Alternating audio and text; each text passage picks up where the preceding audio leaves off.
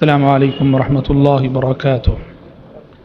إن الحمد لله نحمده ونستعينه ونستغفره ونعوذ بالله من شرور أنفسنا ومن سيئات أعمالنا. من يهده الله فلا مضل له ومن يضلل فلا هادي له، وأشهد أن لا إله إلا الله وحده لا شريك له، وأشهد أن محمدا عبده ورسوله. يا أيها الذين آمنوا اتقوا الله حق تقاته ولا تموتن إلا وأنتم مسلمون. يا أيها الناس اتقوا ربكم الذي خلقكم من نفس واحدة وخلق منها زوجها وبث منهما رجالا كثيرا ونساء، واتقوا الله الذي تساءلون به والأرحام إن الله كان عليكم رقيبا.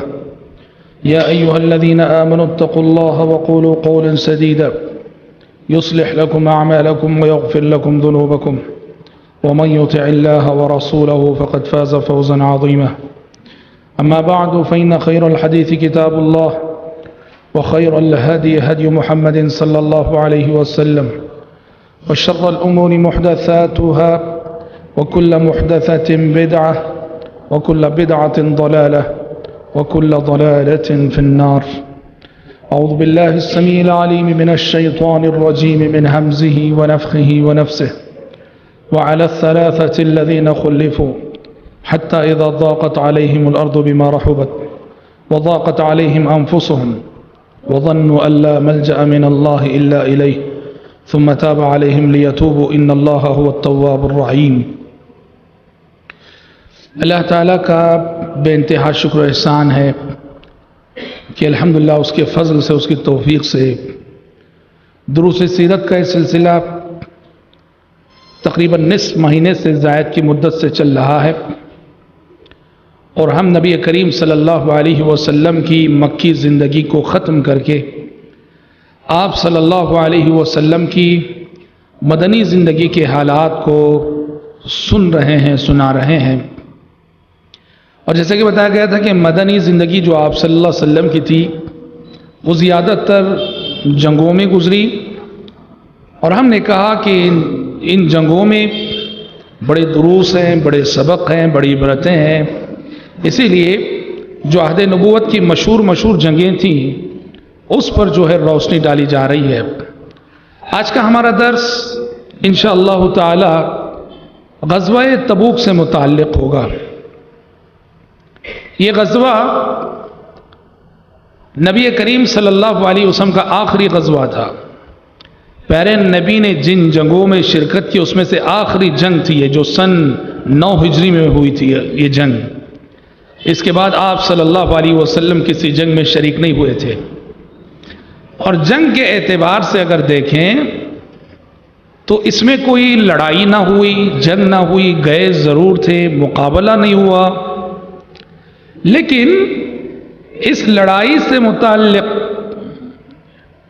جو سفر جاتے ہوئے ہوا، جو سفر آتے ہوئے ہوا، اس لڑائی سے متعلق کئی ایک ایسے واقعات جڑے ہوئے ہیں کہ جن واقعات نے اس غزوے کو بڑی اہمیت عطا کی ہے. تو آج انشاءاللہ تعالی انہی حالات اور انہی واقعات پر روشنی ڈالی جائے گی. دیکھیے، غزوہ تبوک یہاں کرسچن اور جو رومی لوگ تھے وہ مسلمانوں کا ٹارگٹ تھے. کل کے درس میں ہم بتا چکے کہ جس وقت رومیوں نے نبی کریم صلی اللہ علیہ وسلم کے سفیر حضرت حارث بن عمیر الازدی رضی اللہ عنہ کو شہید کیا تو پیارے نبی نے ان کا انتقام لینے کے لیے موتا نامی مقام پر ایک سریہ روانہ کیا، جس کی تفصیلات کل کے درس میں بتائی گئیں. تو سریہ موتا میں پہلی مرتبہ مسلمانوں نے کرسچنوں کو فیس کیا، رومیوں کو فیس کیا. اس سریہ کے بعد یہ ہوا کہ شاہ روم کا بادشاہ ہرقل وہ پلاننگ کرنے لگا کہ مسلمان اتنی طاقت میں آ گئے کہ ہم پہ حملہ کرنے لگے. وہ اپنی جگہ یہ سوچنے لگا، یہ تدبیر کرنے لگا کہ کسی طرح سے مدینے پہ حملہ کر دینا چاہیے.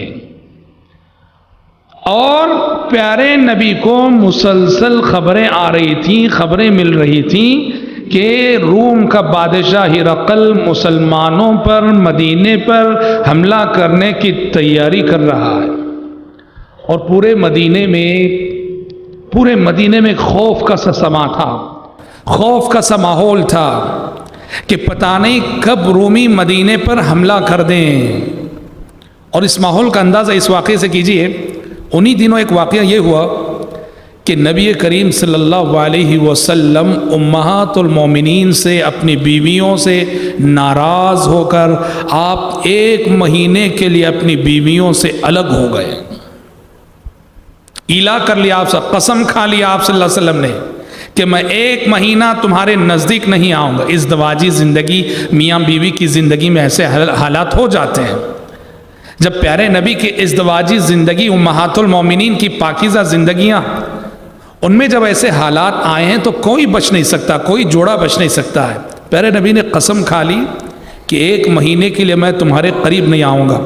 عمر بن خطاب رضی اللہ عنہ کہتے ہیں، میرے ایک ساتھی جو انصاری تھے، وہ مجھے خبر دینے کے لیے، حضرت عمر کو اس کی خبر نہ تھی کہ پیارے نبی نے اپنی بیویوں سے قریب نہ ہونے کی قسم کھا لی 1 مہینے کے لیے۔ حضرت عمر کے انصاری ساتھی حضرت عمر کو خبر دینے کے لیے گئے اور دستک دی، دستک دے کے کہا کہ عمر بہت بڑی بات ہو گئی آج، بہت بڑی بات ہو گئی آج۔ حضرت عمر کہتے ہیں جیسے ہی میں نے سنا بہت بڑی بات ہو گئی آج، تو میں نے پوچھا کیا رومی حملہ کر گئے مدینے پر؟ کیا رومی مدینے پر حملہ کر گئے؟ اس سے سمجھا جا سکتا ہے کہ اس وقت مدینے میں کیسا خوف کا ماحول تھا۔ انصاری نے آ کے کہا کہ ایک بڑی بات ہو گئی، تو حضرت عمر کا ذہن فوراً اس طرف گیا کہ شاید رومی مدینے پر حملہ کر گئے۔ تب انصاری صحابی نے کہا کہ نہیں، رومی حملہ نہیں کیے، مسئلہ یہ ہوا کہ پیارے نبی امہات المومنین اور ازواج مطہرات سے قریب نہ ہونے کی آپ نے قسم کھا لی، ایلا کر، بڑا مشہور واقعہ ہے وہ۔ اس سے پتہ چلتا ہے کہ مدینے میں کیسا خوف کا سما تھا، خوف کا ماحول تھا، کیونکہ مسلسل خبریں مل رہی تھی، خبریں پہنچ رہی تھی کہ ہرقل اور رومی مدینے پر حملے کی تیاری کر رہے ہیں۔ اور پیارے نبی کی ایک جنگی پالیسی، آپ صلی اللہ علیہ وسلم کی ایک جنگی پالیسی یہ تھی، کسی دشمن کے بارے میں اگر آپ کو معلوم ہوتا کہ وہ مدینے پر اور مسلمانوں پر حملے کا ارادہ رکھتا ہے، آپ کی پالیسی یہ تھی کہ قبل اس کے کہ وہ دشمن پوری تیاری کر کے ہم پہ حملہ کرے، اس کی تیاری مکمل ہونے سے پہلے ہمیں آگے بڑھ کے اس پہ حملہ کر دینا چاہیے۔ یہ آپ کی پالیسی تھی دشمن کی تدبیر کو ناکام کرنے کی۔ اس لیے پیارے نبی نے یہ سوچا کہ قبل اس کے کہ روم کا بادشاہ ہرقل اپنی تیاری مکمل کر کے ہم پہ حملہ کرے، ہم تیاری کر کے آگے بڑھ کے اس پہ حملہ کر دیں گے۔ ایک تو یہ بات ہوئی، دوسری بات انہی دن یہ ہوئی، مدینے کے منافق، اور اس میں خصوصاً ایک تھا ابو عامر الفاسق، اس کا نام تھا، اس نے مدینے میں ایک مسجد بنائی، مسجد زرار کے نام سے۔ اور مسجد کا ٹارگٹ کیا تھا؟ جو اندرونی طور پہ شاہ روم ہرقل سے انہوں نے رابطہ کیا تھا، تعلقات قائم کیے تھے، اسے ابھارا تھا، اکسایا تھا کہ مدینے پر حملہ کر دو، ہم تمہارا ساتھ دیں گے۔ تو اس نے کہا تھا کہ ہمارے لیے مدینے میں کوئی مرکز بناؤ۔ تو اللہ اور اللہ کے رسول کے دشمنوں کو پناہ دینے کے لیے منافقوں نے مسجد بنائی جسے مسجد زرار کہا جاتا ہے، اور اپنی پلاننگ کو، اپنے ٹارگٹس کو چھپا کر پیارے نبی کی خدمت میں آ کے کہنے لگے مسجد نبوی آنے جانے میں کافی دشواری ہے اللہ کے نبی، اس لیے ہم نے ایک مسجد یہاں بنائی ہے، ہماری درخواست ہے، ہماری ریکویسٹ ہے کہ ذرا آ کے ایک مرتبہ نماز پڑھ دیں آپ۔ اور ان کا ارادہ یہ تھا کہ اگر پیارے نبی ایک مرتبہ نماز پڑھ جائیں گے اس مسجد میں، اس مسجد کو ایک سند مل جائے گی کہ واقعتاً یہ ایتھینٹک مسجد ہے، اس لیے کہ اللہ کے نبی نے یہاں نماز پڑھی ہے۔ لیکن اللہ تعالیٰ کو آپ صلی اللہ علیہ وسلم کو اس فتنے میں یا آپ صلی اللہ علیہ وسلم کو اس فتنے سے اللہ تعالیٰ نے آگاہ کر دیا تھا، بچانا تھا اس اقدام سے۔ پیارے نبی نے تو یہ کہہ دیا تھا، اچھا تبوک سے واپسی کے بعد میں دیکھتا ہوں، غور کرتا ہوں، آسمان سے وہی آ گئی، والذین اتخذوا مسجدا ضرارا وکفرا وتفریقا بین المؤمنین وارصادا لمن حارب اللہ ورسولہ من قبل وليحلفن ان اردنا الا الحسنى واللہ یشہد انہم لکاذبون۔ ان منافقوں نے جو مسجد بنائی ہے، بہت غلط ارادے ہیں ان کے، غلط نیتیں ہیں ان کی، مسلمانوں کو اس مسجد سے وہ نقصان پہنچانا چاہتے ہیں، مسلمانوں کے اتحاد کو پارا پارا کرنا چاہتے ہیں، اور اللہ اور اللہ کے رسول کے دشمنوں کو یہاں پناہ دینا چاہتے ہیں، لہٰذا وہی آ گئی، لا تقم فیہ ابدا، اے پیغمبر بھولے سے بھی اس مسجد میں کبھی نماز نہ پڑھنا، کبھی یہاں حاضری نہ دینا، نماز نہ پڑھنا۔ پتہ چلا کہ مسجدیں خالص اللہ کی رضا، اللہ کی خوشنودی کے لیے بنائی جانی چاہیے، ذاتی اغراض، ذاتی اختلافات، مسجد کے متولی سے جھگڑا ہو گیا، مسجد کے امام سے جھگڑا ہو گیا اور اس مسجد کے بازو ہم نے 1.5 اینٹ کی مسجد بنا لی، یہ درست نہیں ہے۔ یہ دو حالات تھے جن حالات میں نبی کریم صلی اللہ علیہ وسلم کو لگا کہ آگے بڑھ کے حملہ کرنا چاہیے۔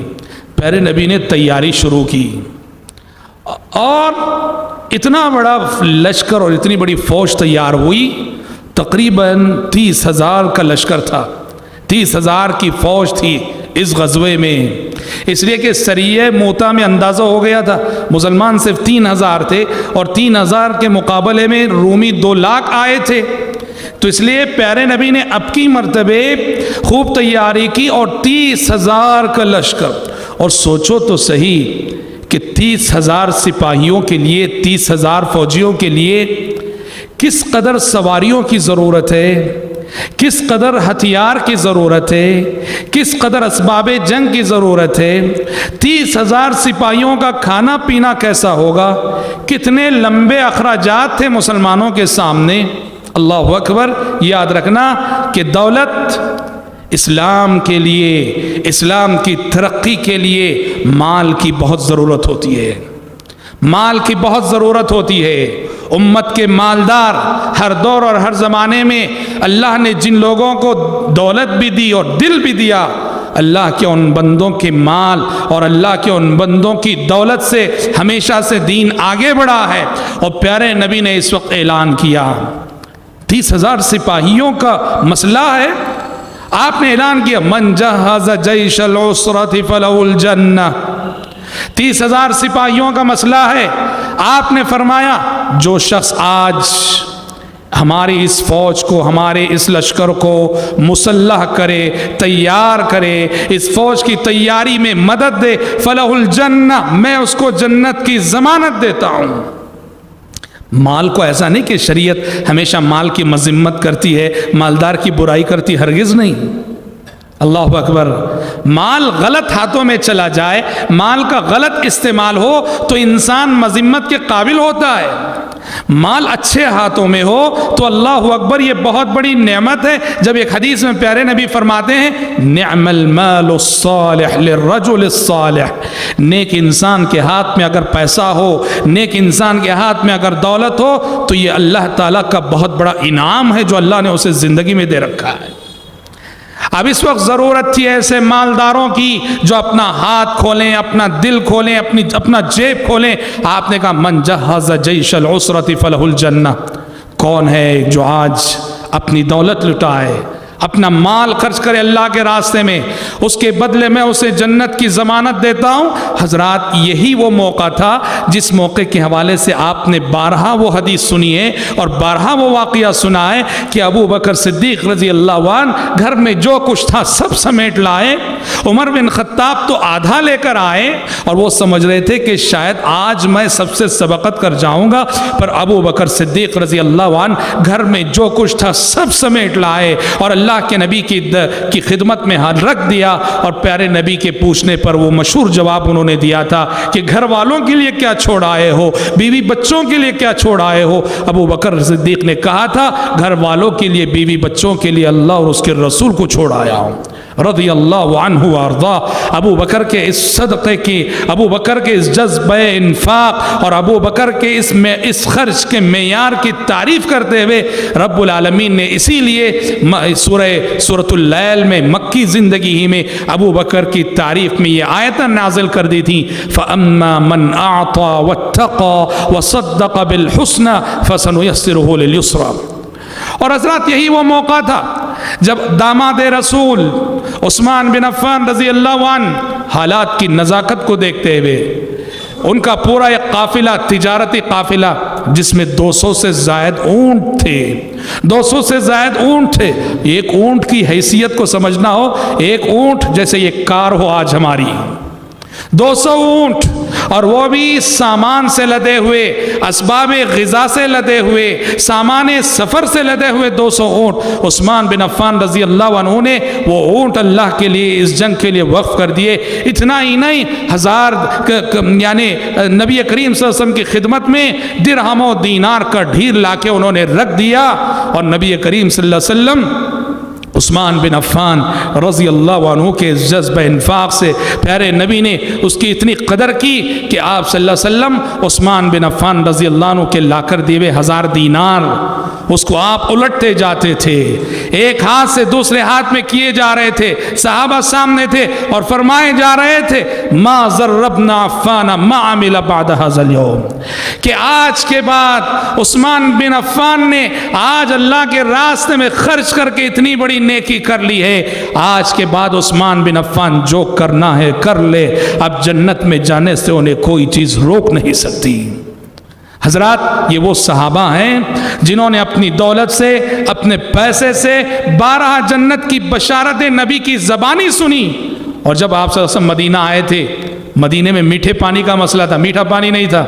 ایک یہودی کے پاس کنواں تھا، وہ کیا کر رہا تھا، پیسہ لے لے کے مسلمانوں کو بیچ رہا تھا میٹھا پانی۔ پانی پیسے پہ ملے تو سوچو کتنا بڑا مسئلہ ہے۔ اس وقت بھی پیارے نبی نے کہا تھا کون ہے جو اس کنویں کو خریدے اور اللہ کے لیے وقف کرے مسلمانوں کے نام پر، میں اسے جنت کی ضمانت دیتا ہوں۔ تو داماد رسول عثمان بن عفان رضی اللہ عنہ نے اپنے مال اور اپنی دولت کے ذریعے سے اس وقت بھی نیکی کر کے جنت کا سرٹیفکیٹ نبی کی زبانی حاصل کیا تھا کہ اپنے پیسے سے اس کنویں کو خریدا اور اللہ کے راستے میں وقف کر دیا، اور اس وقت بھی پیارے نبی نے انہیں جنت کی بشارت سنائی تھی۔ تو حضرات اگر اللہ نے آپ کو مال دیا ہے، دولت دی ہے، اس مال اور دولت کو نعمت سمجھو، بہت بڑی نعمت ہے، بہت بڑا انعام ہے۔ شرط یہ ہے اللہ کے راستے میں، دین کے راستے میں، غریبوں کے لیے، مجبوروں کے لیے، رشتہ داروں کے لیے، دین کے راستے میں، مسجدوں کے لیے، مدارس کے لیے آپ خرچ کریں۔ بہرحال جیش العسرہ کے لیے غزوہ تبوک کی تیاری کے حوالے سے جن صحابہ کو جو ملا انہوں نے خرچ کیا۔ اور حضرات یہ ایسا موقع تھا، غزوہ تبوک کی جنگ ایسے موقع پہ پیش آئی تھی کہ بڑے چیلنجز تھے اس وقت۔ کیا چیلنجز؟ ایک تو سخت گرمی کا موسم، سخت گرمی پڑ رہی تھی، اور مکہ مدینہ کی گرمی آپ جانتے ہیں آج بھی کتنا، وہاں کی گرمی بھی کتنی سخت ہوتی ہے اور سردی بھی کتنی سخت۔ غزوہ تبوک سخت گرمی کا موسم، اور سخت گرمی کے موسم میں سفر بھی بڑا لمبا، تبوک تک جانا بہت بڑی آزمائش۔ اور اس سے بڑی بات یہ ہے مکے میں کھجور کی فصلیں تیار کھڑی تھی، بس فصلیں کاٹنے کی دیر تھی۔ ادھر مال کی محبت بھی روک رہی ہے، فصلیں تیار ہیں، اور ادھر موسم کی شدت بھی، موسم کی سختیاں بھی، لوگ سوچ کر کانپ رہے تھے ایسی گرمی میں اور اتنا لمبا سفر، ایسی گرمی میں اتنا لمبا سفر۔ اور یاد رکھنا اللہ اکبر کہ ایسے ہی موقعوں پر ایمان والوں کے ایمان کا امتحان ہوتا ہے، اور ایسے ہی مشکل گھڑیوں میں منافقوں کا نفاق کھل کے سامنے آ جاتا ہے۔ رب العالمین جب کبھی ٹیسٹ کرتا ہے اپنے بندے کو، مختلف انداز ہوتے ہیں اس کے ٹیسٹ کرنے کے، امتحان لینے کے۔ یا رب العالمین نے امتحان لیا موسم کی گرمی اور لمبی مسافت اور ادھر فصلیں تیار، سب کچھ چھوڑ کے اللہ کے لیے جانا تھا۔ اللہ اکبر۔ اس موقع سے منافقین کا نفاق کھل کے سامنے، منافقین نے طے کر لیا کہ جنگ میں شریک نہیں ہونا ہے، جھوٹے موٹے عذر ڈھونڈنے لگے، کیا عذر پیش کر کے بہانہ کر کے بیٹھے رہے اپنے گھر میں۔ ایک تو خود پیچھے رہنے کی پلاننگ کر رہے تھے، اور دوسرے خود صحابہ کے حوصلے پست کرنے کی کوشش کر رہے تھے۔ قرآن مجید کے الفاظ میں فرح المخلفون بمقعدهم خلاف رسول الله وكرهوا أن يجاهدوا بأموالهم وأنفسهم في سبيل الله وقالوا لا تنفروا في الحر قل نار جهنم أشد حرا لو كانوا يفقهون۔ قرآن کہتا ہے یہ منافق نبی کو چھوڑ کر اور جنگ سے پیچھے رہ کر گھروں میں بیٹھ کر خوش ہونا چاہتے ہیں، اور دوسرے لوگوں کے حوصلے پست کرتے ہوئے کہتے ہیں لا تنفروا فی الحر، بڑی گرمی ہے، بڑی گرمی ہے، گرمی میں باہر نہ نکلو۔ قل نار جہنم اشد حرا، اے پیغمبر ان منافقوں سے کہہ دو جو موسم کی گرمی کو دیکھ کر جہاد میں قدم بڑھانے سے جہاد سے پیچھے ہٹ رہے ہیں کہ جہنم کی گرمی کا تمہارے پاس کیا حل ہے۔ اس گرمی کو اگر برداشت نہیں کرو گے تو جہنم کی گرمی کو تمہیں برداشت کرنا پڑے گا۔ قل نار جہنم اشد حرا لو كانوا يفقهون فليضحكوا قليلا وليبكوا كثيرا۔ انہوں نے ایسی حرکت کی ہے کہ اب باقی زندگی میں انہیں روتے رہنا چاہیے اور انہیں ہنسنے کا حق نہیں پہنچتا ہے۔ منافقین کا نفاق سامنے آ گیا، وہ رہنے کی اور بیٹھے رہنے کی پلاننگ کر رہا۔ اور دیکھو اللہ اکبر، منافق اور مومن یہی فرق ہوتا ہے۔ جس موقع سے منافقین پیچھے رہنے کی پلاننگ کر رہے تھے، ایسے موقع سے جو صادق الایمان اللہ کے کچھ سچے بندے، کچھ صحابہ، غریب صحابہ، نادار صحابہ، مجبور صحابہ، جن کے گھر میں، جن کے پاس کچھ نہیں تھا، پیارے نبی کی خدمت میں آئے، آ کے درخواست کی، کہا اللہ کے نبی آپ تبوک جا رہے ہیں، ہمارے پاس تیاری کرنے کے لیے نہ پیسہ ہے، نہ دولت ہے، ہمارے پاس نہ ہتھیار ہیں، ہمارے پاس نہ سواری ہے، ہم آپ سے یہ درخواست کرنے آئے، یہ ریکویسٹ کرنے آئے ہیں کہ آپ للہ ہمارے لیے ذرا انتظام کر دیجئے، کوئی سواری کا انتظام کر دیجئے، ہتھیار کا انتظام کر دیجئے کہ ہم بھی آپ کے ساتھ چل سکیں۔ پیارے نبی نے کہا کہ میرے صحابہ تم غریب ہو، نادار ہو، تم غریب ہو، نادار ہو، تم معذور ہو، کیونکہ میرے پاس بھی اتنا پیسہ نہیں ہے کہ میں تمہیں سواری دے سکوں، میرے پاس بھی اتنا پیسہ نہیں ہے کہ میں تمہیں ہتھیار دے سکوں، لہٰذا جاؤ، اللہ کے پاس تمہاری کوئی پکڑ نہیں ہے، تمہاری غربت کی وجہ سے تم اس جنگ میں شرکت سے معذور ہو، کوئی بات نہیں، مدینے ہی میں رہو، ہم جا کر آئیں گے۔ قرآن مجید کہتا ہے تولوا واعینہم تفیض من الدمع حزنا الا یجدوا ما ينفقون۔ یہ صحابہ کا، غریب صحابہ کا گروپ اللہ کے نبی کے پاس سے لوٹا، زارو قطار روتے ہوئے لوٹے۔ اللہ اکبر، کہ نیکی کا موقع ہاتھ سے جا رہا ہے، پیسہ نہ ہونے کی وجہ سے یہ عظیم نیکی ہم نہیں کر پا رہے ہیں، پیسہ نہ ہونے کی وجہ سے ہم جنگ میں شریک نہیں ہو سک رہے، آنسو بہاتے ہوئے لوٹے، اور اللہ کے نزدیک ان کے آنسو اتنے مقبول ہوئے۔ پیارے نبی جب تبوک چلے گئے، تبوک سے واپسی میں آپ نے ان غریب اور مجبور صحابہ کو یاد کرتے ہوئے اپنے ساتھ موجود صحابہ سے کہا تھا ان بالمدینۃ لرجالا ما سرتم مسیرۃ ولا قطعتم وادیا الا كانوا معکم۔ آپ نے کہا اپنے ساتھ موجود صحابہ سے، کہا کہ اے میرے صحابہ، تمہارے کچھ ساتھی ہیں جو ہیں تو مدینے میں، تمہارے کچھ ساتھی ہیں جو ہیں تو مدینے میں، مگر اجر و ثواب کے اعتبار سے وہ قدم بقدم تمہارے ساتھ شریک ہیں۔ صحابہ نے پوچھا وہ کیوں اور کون لوگ ہیں اللہ کے نبی؟ آپ نے کہا حبسہم العذر، یہ وہ میرے غریب صحابہ ہیں جو غربت کے عذر کی وجہ سے جنگ میں شریک نہ ہو سکے، جبکہ ان کی سچی نیتیں تھیں، سچے ارادے تھے۔ پتہ چلا مومن کی نیت بھی مستقل عمل ہے، مومن کی نیت بھی مستقل عمل ہے۔ آپ سچا ارادہ کرو، سچی نیت کرو کسی بھی نیک کام کی، بعد میں اس کام کو کرنے کا موقع ملے نہ ملے، لیکن سچی نیت کا اجر و ثواب لکھ دیا جاتا ہے۔ مومن کی نیت مستقل عمل ہے۔ وہ مدینے میں رہ کر نہ انہوں نے نہ وہ قدم بڑھائے، نہ انہوں نے جہاد کیا، نہ وہ مدینے سے نکلے، لیکن مدینے میں رہ کر تبوک تک جو صحابہ جا کر آئے انہوں نے جتنا ثواب پایا، یہ اپنی حسن نیت اور نیک ارادوں کی وجہ سے اس اجر و ثواب سے یہ نوازے گئے۔ سیرت کی کتابوں میں صحابہ کے اس گروپ کو نام دیا گیا، ٹائٹل دیا گیا البکاؤن، رونے والے صحابہ۔ نیکی کا موقع نہ ملنے کی وجہ سے روئے تھے، یہ خرچ کرنے کی طاقت نہ ہونے کی وجہ سے روئے تھے۔ البکاؤن کے نام سے سیرت کی کتابوں میں اس گروپ کا صحابہ کی تذکرہ موجود ہے رضی اللہ عنہ اجمعین۔ حضرات، پیارے نبی کا معمول تھا کسی بھی جنگ میں آپ نکلتے مدینے کا کنٹرول کسی صحابی کے حوالے کر کے جاتے اور اپنے مصلی پر کہا کہ میرے آنے تک مسجد نبوی میں میرے مصلی پر امام بن کے تم نماز پڑھانا۔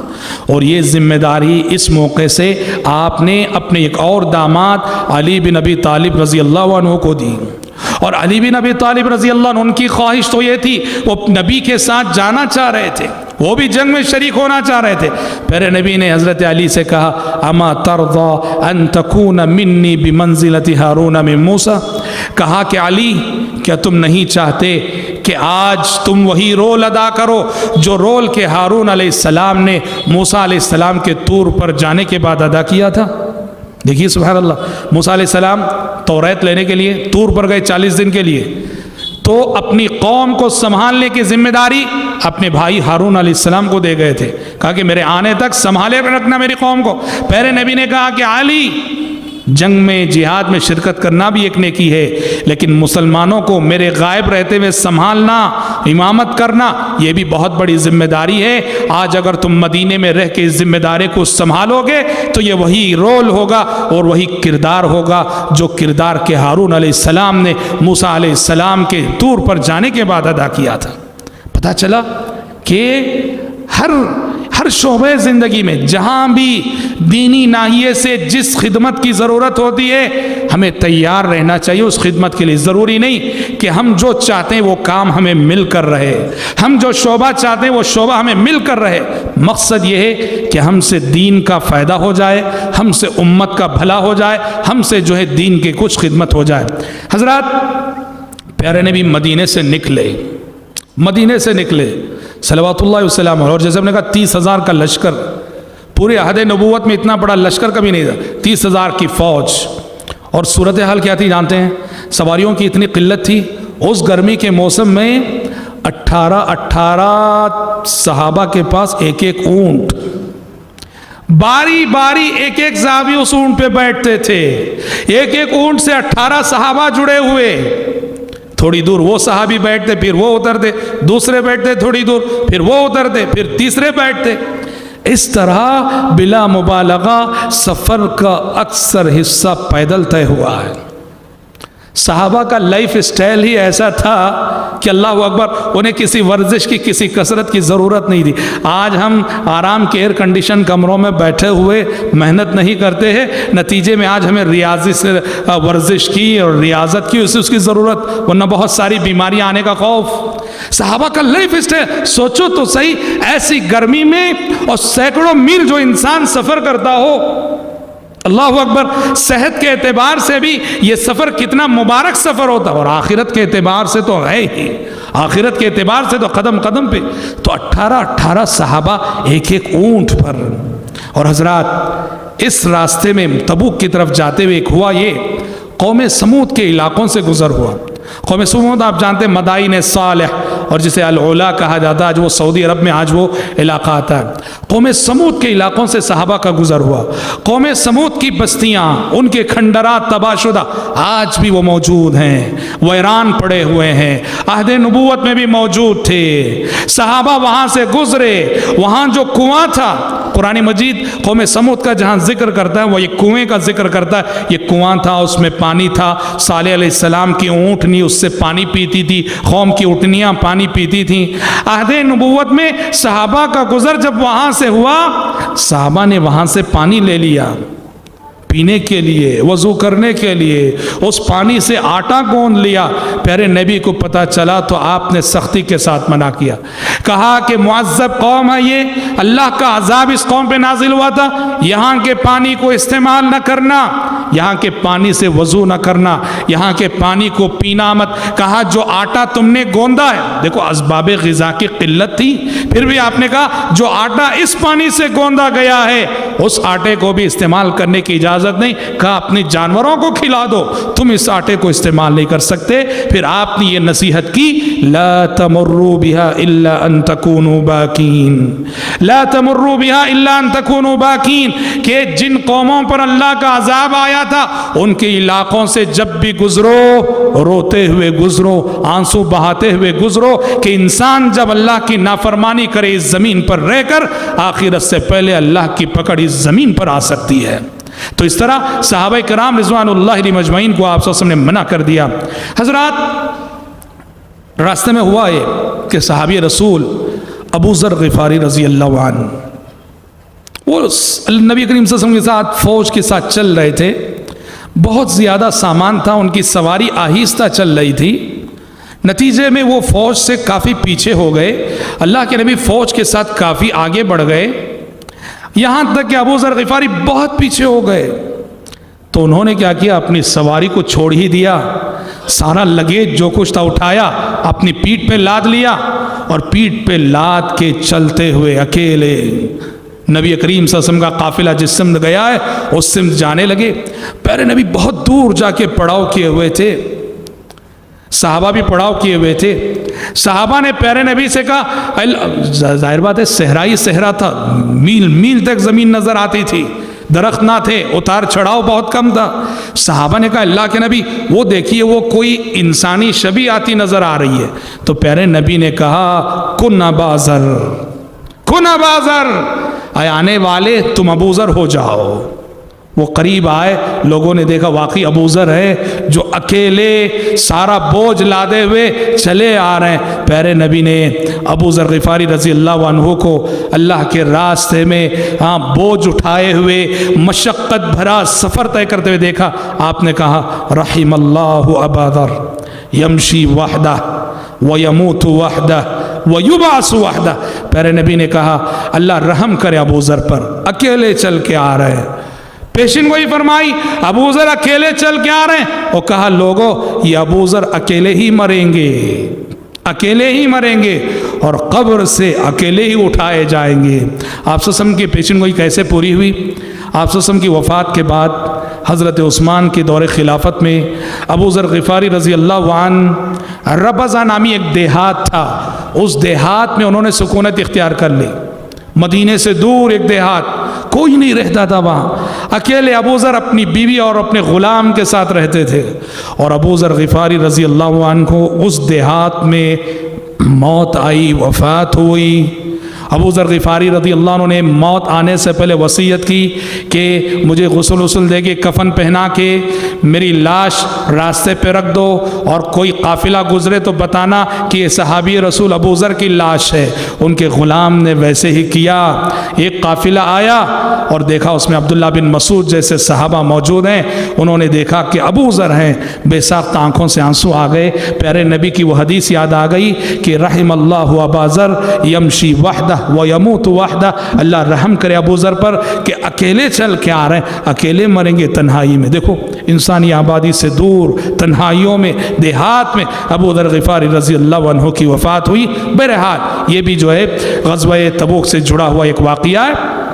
پیارے نبی تبوک گئے، اور تبوک جانے کا فائدہ دیکھیے، ہم نے کہا نا پیارے نبی کی پالیسی یہ تھی، کسی دشمن کے بارے میں یہ انفارمیشن ملتا کہ وہ حملے کی تیاری کر رہا ہے تو قبل اس کے کہ وہ اپنی تیاری مکمل کر کے ہم پہ حملہ کرے، ہم کو اس پہ آگے بڑھ کے حملہ کر دینا چاہیے۔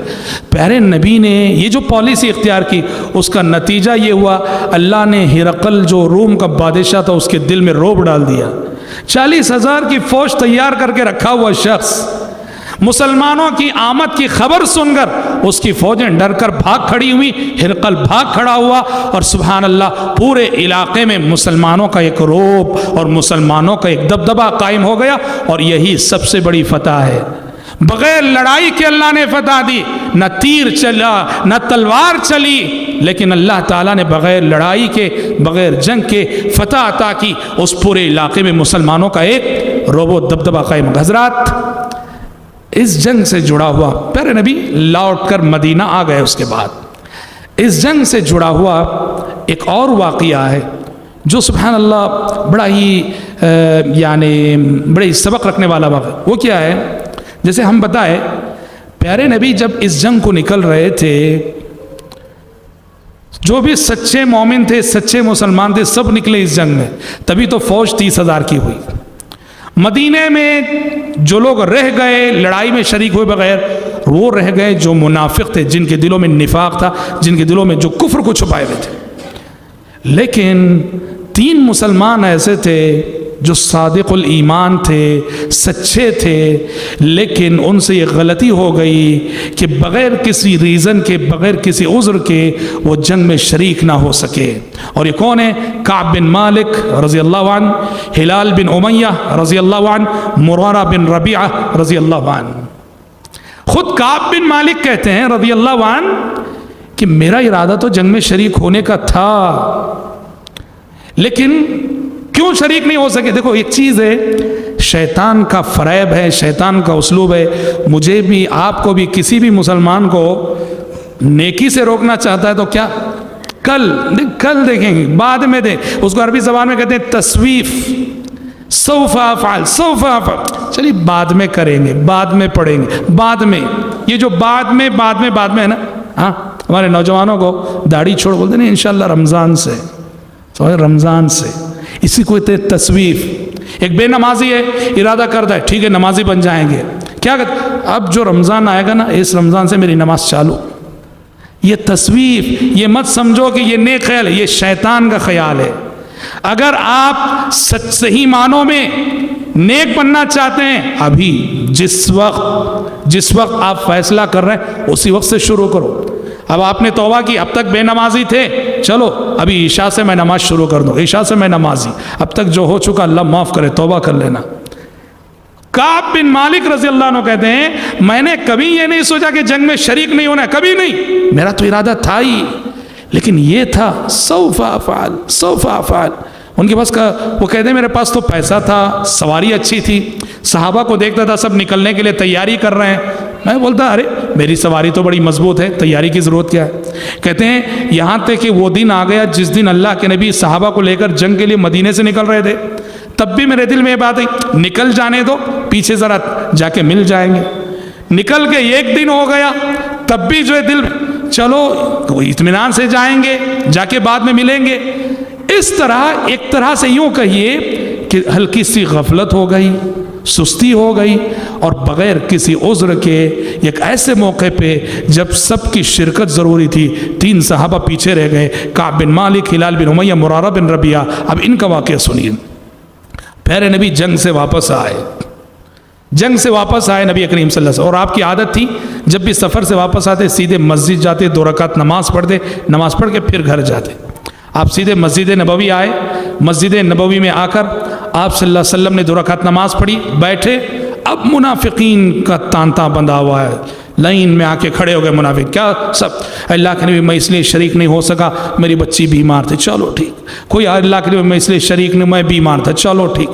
منافقین جھوٹے عذر پیش کر رہے تھے، کوئی سچائی نہیں تھی۔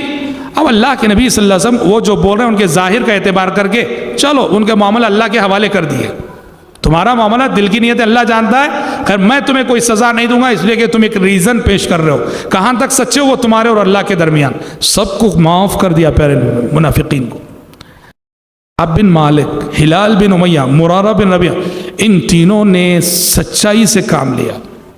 یہ تینوں آئے، آ کے بولے اللہ کے نبی سچی بات یہ ہے کوئی عذر نہ تھا، کوئی ریزن نہ تھا، صحت مند تھے ہم، پیسہ تھا، ہتھیار تھے، سواری تھی، سب کچھ تھا، غلطی ہو گئی۔ اللہ اکبر، دیکھیے کتنی بڑی بات ہے، کتنی بڑی بات ہے، یہ ہے کردار، یہ ہے اخلاقی جرأت۔ کعب بن مالک کہتے ہیں لوگوں نے مجھے بھی مشورہ دیا کہ دیکھو جس طرح یہ منافقین عذر پیش کر کے بچ جا رہے ہیں تم بھی بچ جاؤ۔ کعب بن مالک کہتے ہیں میں وہ شخص ہوں کہ اللہ نے میری زبان میں وہ طاقت عطا کی. جدل، دیکھو جدل ایک فن ہے، جدل بولتے ہیں اس کو عربی زبان میں. کیا مطلب؟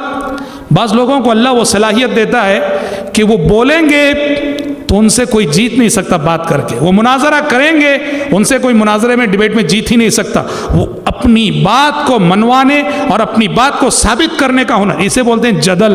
اور کعب بن مالک کہتے ہیں وہ جدل کی طاقت اللہ نے مجھے بھی دے رکھی دی. میں سامنے والے سے جو منوانا چاہوں منوا سکتا ہوں. میں چاہتا تو میں اتنے عذر پیش کر سکتا تھا، میرا یہ پرابلم تھا وہ پرابلم تھا، لیکن میں نے یہ طے کیا کہ جو بھی ہو جائے سچ کہوں گا. سچ کہا تینوں نے، سمجھ رہے ہیں؟ سچ کہنے کی وجہ سے آزمائش آ گئی ان پر. کہا کہ پیارے نبی نے کہا ایسی بات ہے، چلو جب تک تمہارا فیصلہ آسمان سے نہیں آ جاتا، اللہ کی جانب سے تمہارا فیصلہ نہیں ہو جاتا، اس وقت تک اب مدینے میں کوئی تم سے بات نہیں کرے گا، سزا ملی. ہاں دیکھو کہتے ہیں مکتب عشق کا انداز نرالا دیکھا ہے، مکتب عشق کا انداز نرالا دیکھا ہے، اس کو چھٹی نہ ملی جس نے سبق یاد کیا. یہی مطلب. جو منافقین تھے، منافقین جھوٹ موٹ بول کے بچ گئے، دنیاوی سزا سے بچ گئے، مگر ان کے نصیب میں آخرت کی سزا ہے. اور انہوں نے جو سچ کہا، انہوں نے سچ کہا اور سچ کہنے کی وجہ سے آفت آئی، اس کو چھٹی نہ ملی جس نے سبق یاد کیا.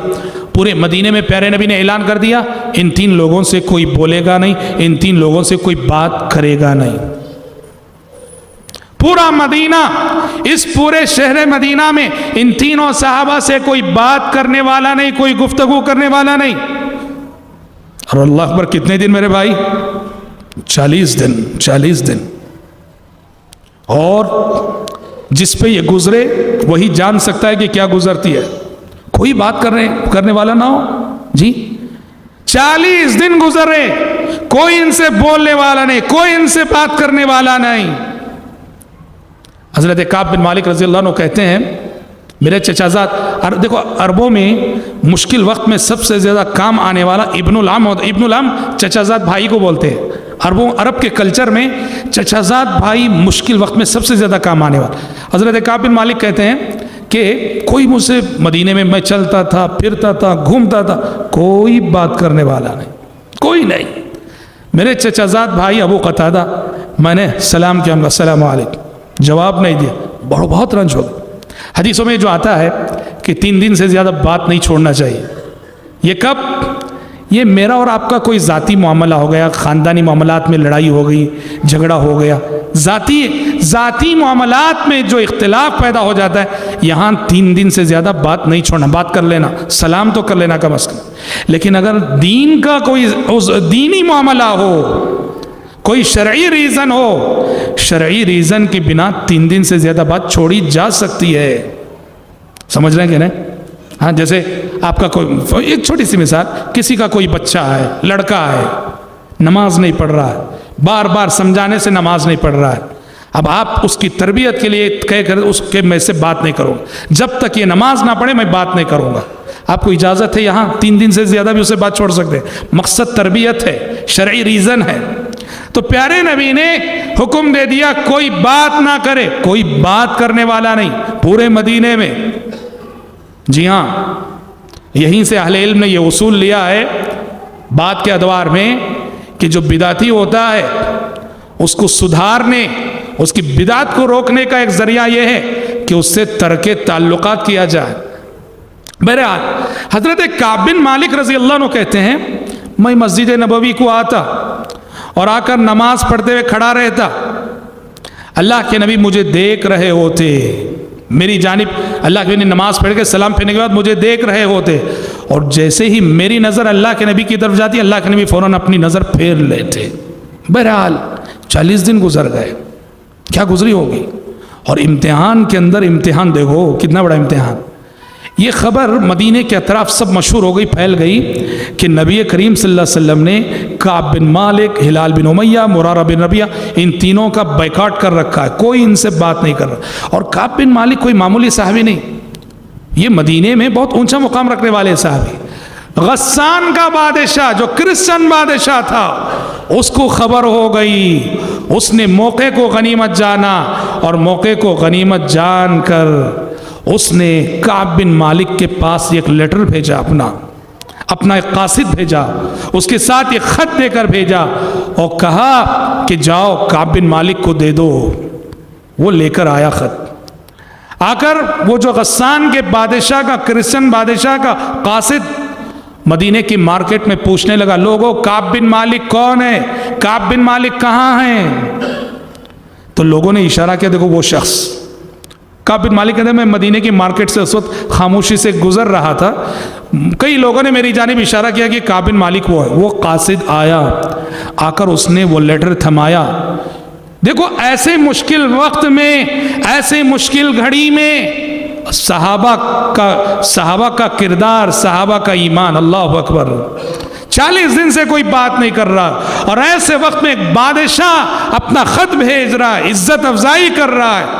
اب کعب بن مالک کہتے ہیں میں نے لیٹر کھولا تو لکھا ہے غسان کے بادشاہ نے کہ ہمیں پتہ چلا ہے کہ محمد نے تمہارے ساتھ ایسی بدسلوکی کی ہے، بیکاٹ کر رکھا ہے، تم اتنے شریف انسان ہو، اتنے رئیس انسان ہو، فالحق بنا نواسک، لہٰذا ابھی مدینہ چھوڑ کر ہمارے پاس چلے آؤ، ہم تمہیں تمہارا مقام دیں گے، تمہارا مرتبہ ہم جانتے ہیں، تمہیں تمہاری عزت ہم کریں گے۔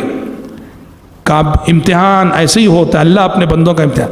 کعب بن مالک رضی اللہ عنہ کہتے ہیں میں نے اس خط کو فوراً پھاڑا، اسی وقت اس قاصد کے سامنے اس خط کے ٹکڑے کیے، اس کو جلایا، جلا کے کہا جاؤ اپنے آقا سے کہہ دو یہی جواب ہے۔ اللہ اکبر، کتنی بڑی بات ہے، کتنی بڑی بات ہے۔ رضی اللہ عنہ وارضاہ، یہ معیار عمل، یہ ایمان، یہ استقامت، یہ ثابت قدمی، یہ صحابہ کی خصوصیت ہے رضی اللہ عنہم اجمعین۔ اچھا 40 دن گزرے، اب تک کیا تھا، بیویوں کو پرمیشن تھا، گھر میں بیویاں تھیں، بیویوں کے ساتھ رہتے تھے، گھر سے باہر کوئی بات کرنے والا نہیں، بیویاں بات کرتی تھیں۔ 40 دن پورے ہوئے تو پیارے نبی نے پھر ایک قاصد بھیجا ان کے پاس، کہا کہ اللہ کے نبی کا حکم ہے اب بیویوں سے بھی الگ ہو جانا ہے، بیویوں سے بھی الگ ہو جانا۔ اللہ اکبر، دیکھو کتنی بڑی بات، یہ بھی ایک بہت بڑا امتحان۔ کعب بن مالک کہتے ہیں میں نے پوچھا بیویوں سے الگ ہونے کا مطلب کیا ہے، طلاق دینا ہے یا پھر بس دور رہنا ہے؟ کہا کہ نہیں، طلاق نہیں، دور رہنا ہے بس۔ یعنی مطلب یہ تھا اگر اللہ کے نبی کا حکم یہ ہے کہ بیویوں کو طلاق دینا ہے تو ابھی طلاق دیں گے۔ رضی اللہ عنہ وارضاہ، کیا جذبہ اطاعت ہے۔ تو قاصد نے کہا کہ نہیں، طلاق دینے کی بات نہیں، یہ جو اب تک بیویوں سے ملنے جلنے گفتگو کا پرمیشن تھا، اب 40 دن بعد وہ بھی ختم، اب بیویوں سے بھی قریب نہیں ہونا، بات بھی نہیں کرنا ہے۔ اللہ اکبر، اب تک تو کم از کم بیویاں گھر میں بات کر رہی تھی، اب وہ بھی ختم۔ اور اس طرح اور 10 دن گزرے، پورے 50 دن، اور 50 دن ان کی ثابت قدمی، ان کے آنسو، ان کی ندامت، ان کی شرمندگی، ان کی توبہ اللہ کے نزدیک شرف قبولیت سے نوازی گئی، اور جبریل امین آسمان سے وحی لے کر آ گئے۔ لقد تاب الله على النبي والمهاجرين والأنصار الذين اتبعوه في ساعة العسرة من بعد ما كاد يزيغ قلوب فريق منهم ثم تاب عليهم إنه بهم رؤوف رحيم وعلى الثلاثة الذين خلفوا حتى إذا ضاقت عليهم الأرض بما رحبت عليهم وضاقت عليهم أنفسهم وظنوا أن لا ملجأ من الله إلا إليه ثم تاب عليهم ليتوبوا إن الله هو التواب الرحيم۔ آسمان سے وحی آ گئی جس میں اللہ تعالیٰ نے بشارت سنائی کہ میرے وہ تین بندے جو جنگ سے پیچھے رہ گئے تھے، اور جنگ سے پیچھے رہنے کی وجہ سے انہیں ایسی سزا دی گئی کہ زمین اپنی وسعتوں کے باوجود ان کے حق میں تنگ ہو چکی تھی۔ آج میں اپنے ان بندوں کی توبہ قبول کر رہا ہوں، آج میں ان کے حق میں بخشش کی نوید سنا رہا ہوں، آج میں انہیں معاف کر رہا ہوں، آج میں انہیں مغفرت کی خوشخبری سنا رہا ہوں۔ یہ وحی آ گئی، اللہ اکبر۔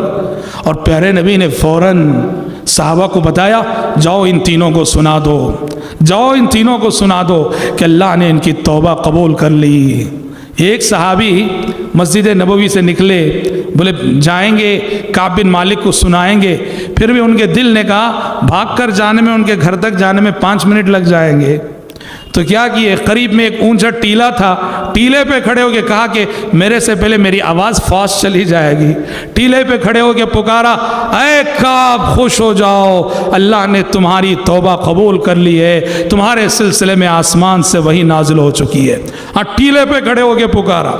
کعب بن مالک رضی اللہ عنہ کہتے ہیں اتنی خوشی ہوئی، اتنی خوشی ہوئی، اللہ اکبر، کہ اللہ نے توبہ قبول کی اور ہمارے سلسلے میں قیامت تک پڑھی جانے والی آیتیں نازل فرمائی۔ حضرت کعب کہتے ہیں جس پہلے شخص نے مجھے خوشخبری سنائی تھی، جس صحابی نے سب سے پہلے مجھے آگے یہ بشارت سنائی تھی کہ خوش ہو جاؤ تمہاری توبہ قبول ہو چکی ہے، کعب بن مالک کہتے ہیں مجھے اتنی خوشی ہوئی، جو قمیص میں نے پہنی تھی وہ قمیص اتار کر فوراً ان کو پہنا دی۔ اور کعب کہتے ہیں جب وہ قمیص میں نے اتاری تو پہننے کے لیے میرے پاس دوسری قمیص نہ تھی۔ اللہ اکبر، میں نے اپنے رشتہ دار سے عاریتاً لے کر قمیص پہنی۔ سوچو تو صحیح، آج کپڑوں کے سلسلے میں جی پہننے اوڑھنے میں ہم اور آپ کتنا اسراف کرتے ہیں، کتنی فضول خرچی کرتے ہیں۔ شادیوں میں تو جو اوسط درجے کی فیملیاں ہیں، مڈل کلاس کی فیملیاں ہیں، ان میں یہ ہوتا ہے کہ لڑکی والے اپنی لڑکی کو 110 جوڑے 120 جوڑے۔ ہماری زندگیوں میں کتنا اسراف۔ کعب کہتے ہیں میں نے قمیص اتار کر دے دی تو پہننے کے لیے دوسری قمیص نہ تھی، مجھے اپنے ایک رشتہ دار سے عاریتاً لینی پڑی۔ حضرت کعب کہتے ہیں میں نکلا، میرے دونوں صحابی ہلال بن امیہ، مرارہ بن ربیعہ نکلے، سیدھا مسجد گئے۔ مسجد میں پورا مدینہ امڑ آیا تھا، پورے مدینے میں خبر پھیل گئی تھی کہ کعب بن مالک کی توبہ قبول ہو چکی ہے۔ سارا مدینہ امڑ آیا تھا اور سارے لوگ مسجد نبوی میں جمع تھے۔ پیارے نبی نے استقبال کیا، صحابہ استقبال کر رہے تھے، ہر کوئی مبارکبادی دے رہے تھے، مبارک ہو مبارک ہو۔ اور پیارے نبی نے جب ملاقات ہوئی کعب بن مالک کی تو کہا اے کعب خوش ہو جاؤ، خوش ہو جاؤ، آج کا دن تمہاری زندگی کا سب سے بہتر دن ہے۔ تمہاری ماں نے جس دن سے تمہیں جنا ہے، تمہاری زندگی میں آج سے بہتر دن کبھی نہیں آیا ہے، جب آسمان سے وحی آ گئی، آسمان سے وحی آ گئی تمہارے سلسلے میں۔ حضرات بہت بڑا سبق، کیا سبق؟ سچ بولنے میں آزمائش ضرور ہے مگر سچ کا انجام ہمیشہ اچھا ہی ہوتا ہے۔ منافق جھوٹ بول کر بچ گئے دنیا کی سزا سے، اب ان پہ آخرت میں عالم برزخ میں کیا گزر رہی ہوگی وہی جانتے ہیں۔ لیکن یہ اللہ کے بندے سچ بولے تھے، کوئی عذر نہیں تھا، سستی سے پیچھے رہ گئے، غفلت ہو گئی، غلطی ہو گئی، سچ کہنے کی وجہ سے آزمائش ضرور آئی۔ لیکن دیکھو آزمائش کے بعد کتنا بڑا انعام ملا کہ آسمان سے قیامت تک پڑھی جانے والی آیتیں ان کے سلسلے میں نازل ہو گئی۔ اور اتنی بڑی بات ہے کہ اللہ تعالیٰ نے ان تینوں صحابہ کو قرآن میں صادقین کا ٹائٹل دیا۔ صادقین یہ سچے لوگ ہیں، راست باز لوگ ہیں۔ جب اللہ یہ کہتا ہے یا ایھا الذین آمنوا اتقوا اللہ، یا ایھا الذین آمنوا اتقوا اللہ وکونوا مع الصادقین، اے ایمان والو، قیامت تک آنے والے مسلمانوں سے خطاب، اے ایمان والو اللہ سے ڈرو اور ان سچوں کے ساتھ ہو جاؤ، ان جیسے ہو جاؤ۔ کن جیسے؟ کعب بن مالک جیسے ہو جاؤ، ہلال بن امیہ جیسے ہو جاؤ، مرارہ بن ربیعہ جیسے ہو جاؤ۔ کیا اعزاز ہے، کیا انعام ہے، اس سے بڑا انعام کیا ہو سکتا ہے کہ رب العالمین قیامت تک آنے والے مسلمانوں کو ان کی سچائی کو ایک آئیڈیل کے طور پہ پیش کرے۔ حضرت کعب کہتے ہیں کہ میں نے نبی کریم صلی اللہ علیہ وسلم سے کہا کہ اللہ کے نبی، چونکہ مجھے جو یہ اعزاز ملا، مجھے جو انعام ملا، مجھے جو عزت ملی کہ اللہ نے میرے بارے میں آسمان سے آیتیں نازل فرمائی، یہ سچ کہنے کی وجہ سے، سچ کہنے کی وجہ سے مجھے اعزاز ملا۔ اے اللہ کے نبی، ابھی بھی میں آپ سے عہد کرتا ہوں، وعدہ کرتا ہوں کہ باقی زندگی میں بھی اب کبھی میں جھوٹ نہیں بولوں کسی معاملے میں۔ یہ حدیث جب حضرت کعب بن مالک بیان کرتے ہیں، وہ کہتے ہیں کہ جب سے میں نے اللہ کے نبی سے یہ وعدہ کیا کہ اب باقی زندگی میں کبھی جھوٹ نہیں بولوں گا، کہتے ہیں اس کے بعد اللہ نے میری سچائی کو ایسے ایسے آزمایا، زندگی میں ایسے ایسے مومنٹ آتے تھے جہاں جھوٹ بولے بغیر کوئی چارہ نہیں ہوتا تھا، لیکن اللہ کے نبی سے کیا ہوا وعدہ یاد آ جاتا اور میں سچ بول کے اپنا نقصان کر لیتا. کہتے ہیں اس کے بعد سے آج تک کسی معاملے میں نے جھوٹ نہیں کہا ہے، اور میں امید کرتا ہوں کہ اللہ مجھے زندگی کی آخری سانس تک اسی سچائی پہ قائم رکھے گا. رضی اللہ عنہ. استقامت اسے کہتے ہیں. میری اور آپ کی زندگی کا ایک دن جھوٹ کے بغیر گزرتا ہے کہ سوچ لو ذرا. ایک دن ہاں ایک دن جھوٹ کے بغیر گزرتا ہے کہ سوچ لو ذرا. جھوٹ جیسی عادت ہو گئی ہے. نہیں میرے بھائی، اللہ اکبر، یہ زندگی کی بات کر رہا ہے. جب سے میں نے اللہ کے نبی سے وعدہ کیا کہ اب باقی زندگی میں کبھی جھوٹ نہیں بولوں گا، اللہ نے ایسے آزمایا، ایسے موقع آتے تھے کہ جھوٹ بولنا پڑتا تھا، مگر اس وعدے کو یاد کر کے میں سچ بولتا. اللہ نے اب تک مجھے ثابت قدم رکھا ہے، امید ہے کہ اللہ مجھے آئندہ بھی ثابت قدم رکھے گا. رضی اللہ عنہ وارضا. تو جیسے ہم نے کہا یہ غزوہ تبوک تھا جس میں باقاعدہ جنگ تو نہ ہوئی، لیکن جنگ سے ریلیٹڈ جو واقعات تھے اس میں واللہ بہت سارے اسباق، بہت ساری عبرتیں جو ہے ہمارے لیے اور آپ کے لیے رہیں، اور یقیناً رہیں. اللہ رب العالمین سے دعا ہے کہ اللہ تعالیٰ کہنے والے کو، سننے والوں کو عظیم صحابہ کے کردار، ان کے اسوے کو اپنا عملی نمونہ بنا کر اپنی زندگی کو ان کی زندگیوں کے سانچے میں ڈھالنے کی توفیق عطا فرمائیں. انشاءاللہ تعالی ہمارے آنے والے کل کے درس میں بقیہ 5 درس جو رہ گئے ہیں مدنی زندگی سے تعلق رکھنے والے بہت ہی اہم واقعات انشاءاللہ بقیہ 5 دنوں میں آئیں گے، اور ہمارے دروس سیرت کا مبارک سلسلہ 10 تاریخ کو انشاءاللہ ختم ہو جائے گا. رب العالمین آپ سب کے مل بیٹھنے اور جمع ہونے کو شرف قبولیت سے نوازے. آمین. وآخر دعوانا ان الحمد للہ رب العالمین.